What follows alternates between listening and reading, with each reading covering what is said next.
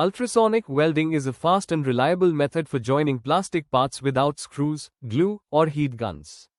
In this video, we explore how component design and weld parameters determine successful welds in injection-molded plastics.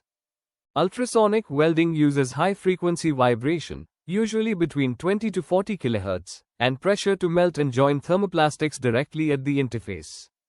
One of the most important factors in successful ultrasonic welding is the design of the joint itself. Good design ensures the weld happens in the right place, with the right amount of energy. A common joint type is the projection, or energy director, where a small triangular ridge focuses energy to begin melting. For amorphous plastics like ABS or PC, a right-angled triangle is used. For semi-crystalline plastics, an equilateral triangle works better. A variation is the tongue and groove design.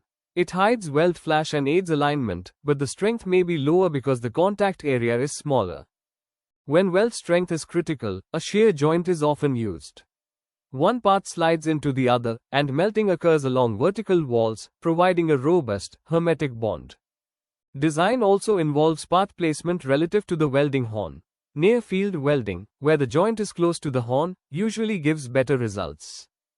Sharp corners must be avoided. Minimum radii help avoid stress concentrations that can cause fractures.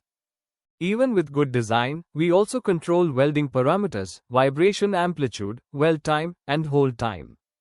Amplitude affects how much material melts. Semi-crystalline plastics need more amplitude than amorphous.